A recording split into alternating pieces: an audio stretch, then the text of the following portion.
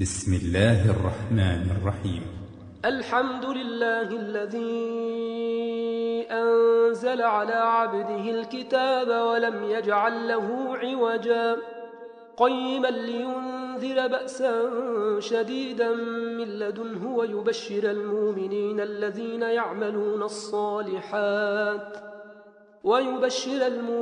الذين يعملون الصالحات أن لهم أجرا حسنا ماكثين فيه أبدا وينذر الذين قالوا اتخذ الله ولدا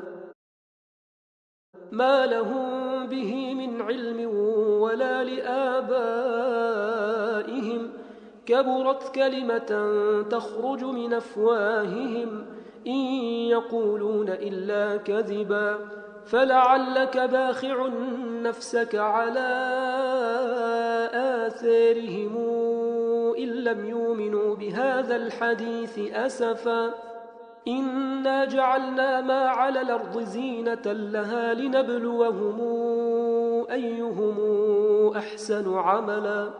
وإنا لجاعلون ما عليها صعيدا جرزا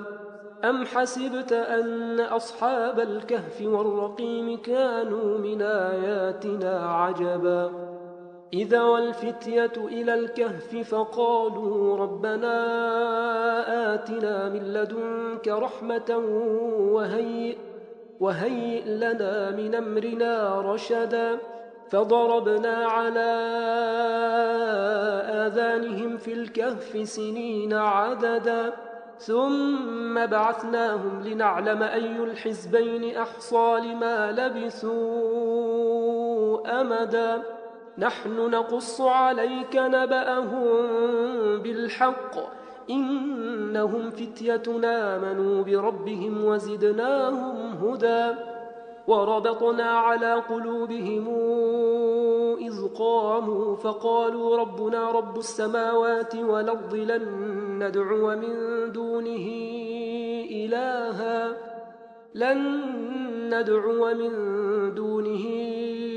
إلها لقد قلنا إذا شططا هؤلاء قوم اتخذوا من دونه آلهة لولا يأتون عليهم بسلطان بين فمن أظلم ممن افترى على الله كذبا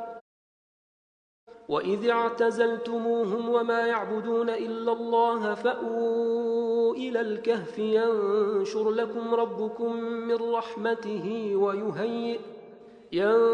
لكم ربكم من رحمته ويهيئ لكم من أمركم مرفقا وترى الشمس إذا طلعت تزاور عن كهفهم ذات اليمين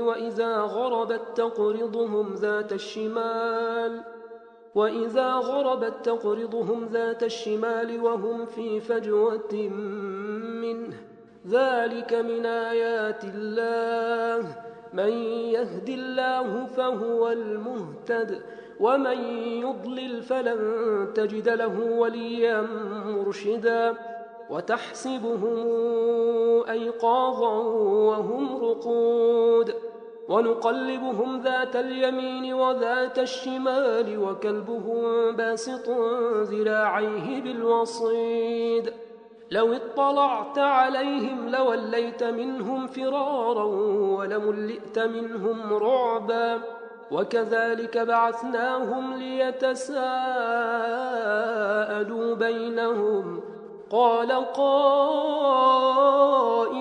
منهم كم لبثتم قالوا لبثنا يوما أو بعض يوم قالوا ربكم أعلم بما لبثتم فابعثوا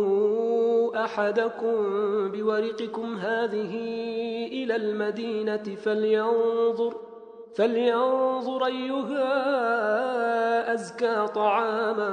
فلياتكم برزق منه وليتلطف ولا يشعرن بكم أحدا إنهم إن يظهروا عليكم يرجموكم أو يعيدوكم في ملتهم ولن تفلحوا إذا أبدا. وكذلك أعثرنا عليهم ليعلموا أن وعد الله حق وأن الساعة لا ريب فيها، إذ يتنازعون بينهم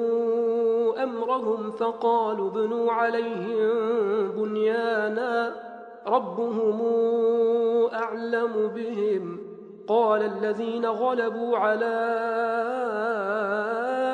أمرهم لنتخذن عليهم مسجدا، سيقولون 3 رابعهم كلبهم ويقولون 5 سادسهم كلبهم رجما بالغيب ويقولون 7 وثامنهم كلبهم قل ربي أعلم بعدتهم ما يعلمهم إلا قليل فلا تمار فيهم إلا مراء ظاهرا ولا تستفت فيهم منهم أحدا ولا تقولن لشيء إني فاعل ذلك غدا إلا أن يشاء الله واذكر ربك إذا نسيت وقل عسى أن يهديني ربي لأقرب من هذا رشدا. ولبثوا في كهفهم 300 سنين وازدادوا 9 قل الله أعلم بما لبثوا له غيب السماوات والأرض أبصر به وأسمع ما لهم من دونه من ولي ولا يشرك في حكمه أحدا. واتل ما أوحي إليك من كتاب ربك لا مبدل لكلماته ولن تجد من دونه ملتحدا. واصبر نفسك مع الذين يدعون ربهم بالغداة والعشي يريدون وجهه ولا تعد عيناك عنهم تريد زينة الحياة الدنيا ولا تطع من اغفلنا قلبه عن ذكرنا واتبع هواه وكان أمره فرطا. وقل الحق من ربكم فمن شاء فليؤمن ومن شاء فليكفر إنا أعتدنا للظالمين نارا حاط بهم سرادقها وإن يستغيثوا يغاثوا بماء كالمهل يشوي الوجوه بئس الشراب وساءت مرتفقا. إن الذين آمنوا وعملوا الصالحات إنا لا نضيع أجر من أحسن عملا أولئك لهم جنات عدن تجري من تحتهم الأنهار يحلون فيها من أساور من ذهب ويلبسون ثيابا خضرا من سندس واستبرق متكئين فيها على الأرائك نعم الثواب وحسنت مرتفقا.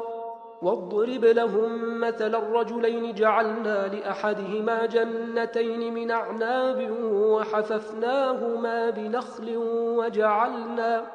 وجعلنا بينهما زرعا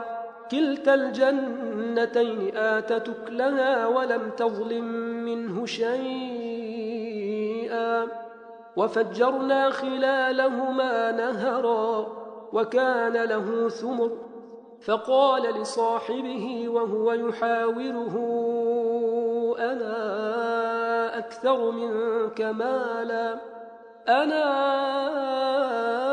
أكثر منك مالا وأعز نفرا. ودخل جنته وهو ظالم لنفسه قال ما أظن أن تبيد هذه أبدا وما أظن الساعة قائمة ولئن رددت إلى ربي لأجدن خيرا منهما منقلبا قال له صاحبه وهو يحاوره أكفرت بالذي خلقك من تراب ثم من نطفة ثم سواك رجلا لكن هو الله ربي ولا أشرك بربي أحدا ولولا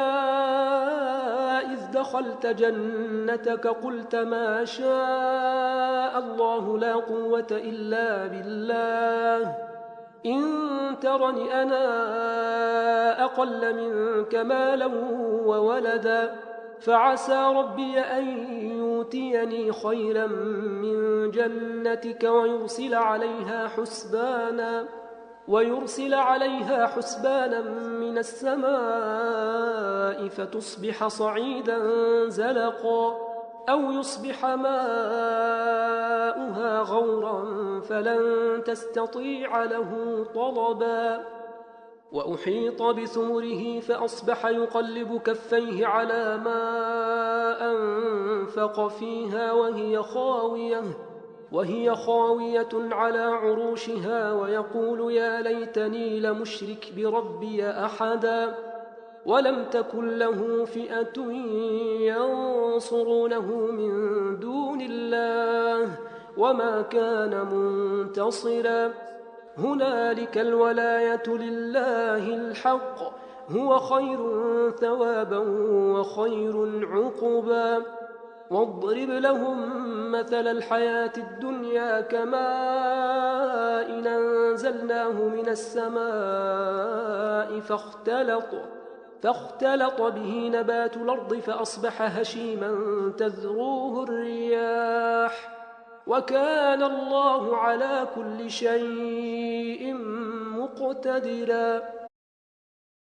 المال والبنون زينة الحياة الدنيا والباقيات الصالحات خير عند ربك ثوابا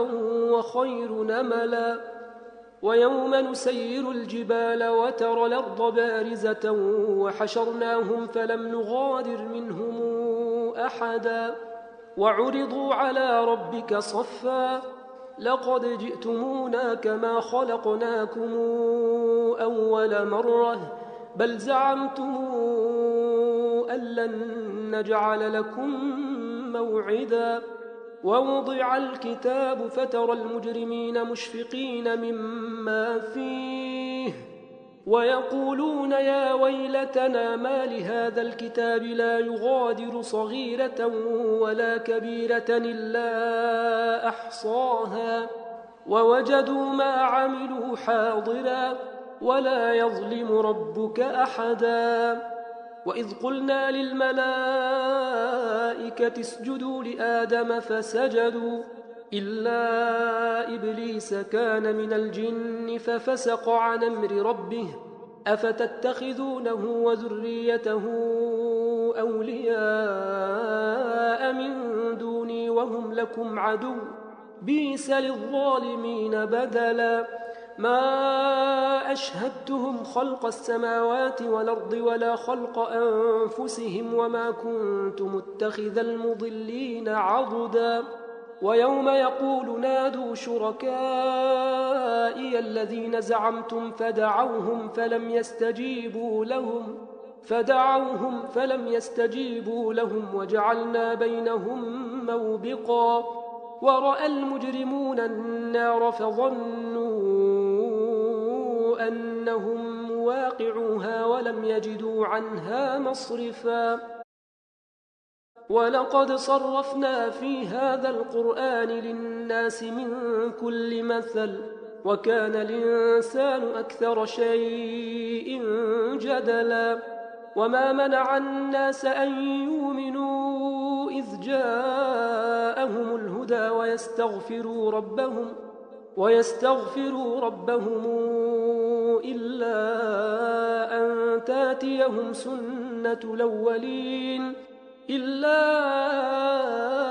أن تاتيهم سنة الأولين أو ياتيهم العذاب قبلا وما نرسل المرسلين إلا مبشرين ومنذرين ويجادل الذين كفروا بالباطل ليدحضوا به الحق واتخذوا آياتي وما أنذروا هزؤا ومن أظلم ممن ذكر بآيات ربه فأعرض عنها ونسي ما قدمت يداه إنا جعلنا على قلوبهم أكنة أن يفقهوه وفي آذانهم وقرا وإن تدعهم إلى الهدى فلن يهتدوا إذا أبدا وربك الغفور ذو الرحمة لو يواخذهم بما كسبوا لعجل لهم العذاب بل لهم موعد لن يجدوا من دونه موئلا وتلك القرى أهلكناهم لما ظلموا وجعلنا لمهلكهم موعدا وإذ قال موسى لفتاه لا أبرح حتى أبلغ مجمع البحرين أو أمضي حقبا فلما بلغا مجمع بينهما نسيا حوتهما فاتخذ سبيله في البحر سربا فلما جاوزا قال لفتاه آتنا غداءنا لقد لقينا من سفرنا هذا نصبا قال أرايت إذا وينا إلى الصخرة فإني نسيت الحوت وما أنسانيه إلا الشيطان أن أذكره واتخذ سبيله في البحر عجبا قال ذلك ما كنا نبغ فارتدا على آثارهما قصصا فوجدا عبدا من عبادنا آتيناه رحمة من عندنا وعلمناه من لدنا علما قال له موسى هل اتبعك على أن تعلمني مما علمت رشدا قال إنك لن تستطيع معي صبرا وكيف تصبر على ما لم تحط به خبرا قال ستجدني إن شاء الله صابرا ولا أعصي لك أمرا قال فإن اتبعتني فلا تسألني عن شيء حتى أحدث لك منه ذكرا فانطلقا حتى إذا ركبا في السفينة خرقها قال أخرقتها لتغرق أهلها لقد جئت شيئا إمرا قال ألم قل إنك لن تستطيع معي صبرا قال لا تواخذني بما نسيت ولا ترهقني من أمري عسرا فانطلقا حتى إذا لقيا غلاما فقتله قال أقتلت نفسا زاكية بغير نفس لقد جئت شيئا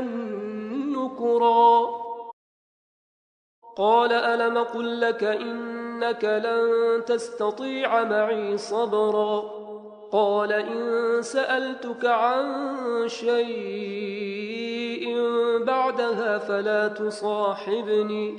فلا تصاحبني قد بلغت من لدني عذرا فانطلقا حتى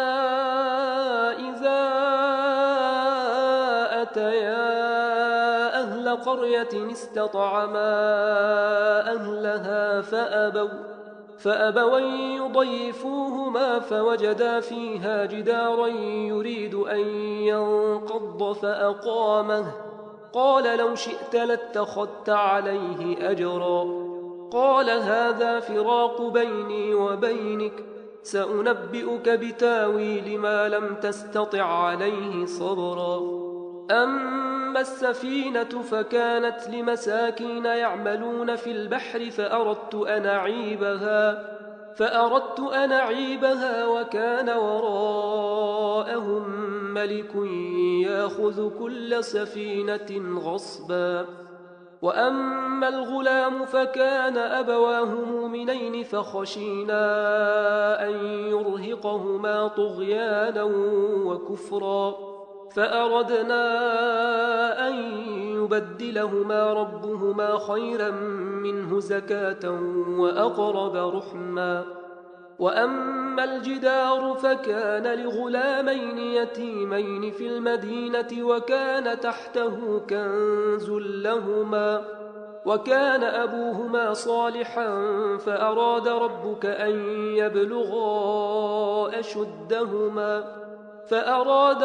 أن يبلغا أشدهما ويستخرجا كنزهما رحمة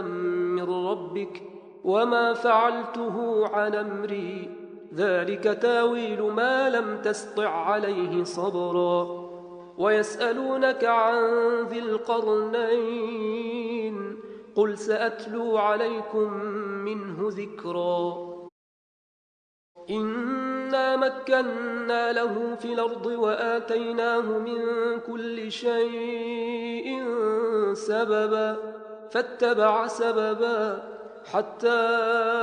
إذا بلغ مغرب الشمس وجدها تغرب في عين حمئة ووجد عندها قوما.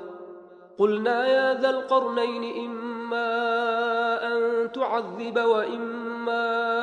أن تتخذ فيهم حسنا. قال أما من ظلم فسوف نعذبه ثم يرد إلى ربه فيعذبه عذابا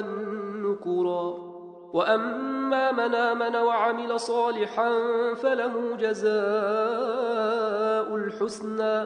وسنقول له من أمرنا يسرا. ثم اتبع سببا حتى إذا بلغ مطلع الشمس وجدها تطلع على قوم لم نجعل لهم من دونها سترا، كذلك وقد حطنا بما لديه خبرا. ثم اتبع سببا حتى إذا بلغ بين السدين وجد من دونهما قوما لا يكادون يفقهون قولا. قالوا يا ذا القرنين إن ياجوج وماجوج مفسدون في الأرض فهل نجعل لك خرجا على أن تجعل بيننا وبينهم سدا. قال ما مكني فيه ربي خير فأعينوني بقوة نجعل بينكم وبينهم ردما. آتوني زبر الحديد حتى إذا ساوى بين الصدفين قال انفخوا، حتى إذا جعله نارا قال آتوني أفرغ عليه قطرا، فما استطاعوا أن يظهروه وما استطاعوا له نقبا. قال هذا رحمة من ربي فإذا جاء وعد ربي جعله دكا وكان وعد ربي حقا. وتركنا بعضهم يومئذ يموج في بعض ونفخ في الصور فجمعناهم جمعا وعرضنا جهنم يومئذ للكافرين عرضا. الذين كانت أعينهم في غطاء عن ذكري وكانوا لا يستطيعون سمعا. أفحسب الذين كفروا أن يتخذوا عبادي من دوني أولياء إنا أعتدنا جهنم للكافرين نزلا. قل هل ننبئكم بالأخسرين أعمالا الذين ضل سعيهم في الحياة الدنيا وهم يحسبون أنهم يحسنون صنعا أولئك الذين كفروا بآيات ربهم ولقائه فحبطت أعمالهم فلا نقيم لهم يوم القيامة وزنا ذلك جزاؤهم جهنم بما كفروا واتخذوا آياتي ورسلي هزؤا إن الذين آمنوا وعملوا الصالحات كانت لهم جنات الفردوس نزلا خالدين فيها لا يبغون عنها حولا قل لو كان البحر مدادا لكلمات ربي لنفد البحر قبل أن تنفد كلمات ربي ولو جئنا بمثله مددا قل إنما أنا بشر مثلكم يوحى إلي أنما إلهكم إله واحد فمن كان يرجو لقاء ربه فليعمل عملا صالحا ولا يشرك بعبادة ربه أحدا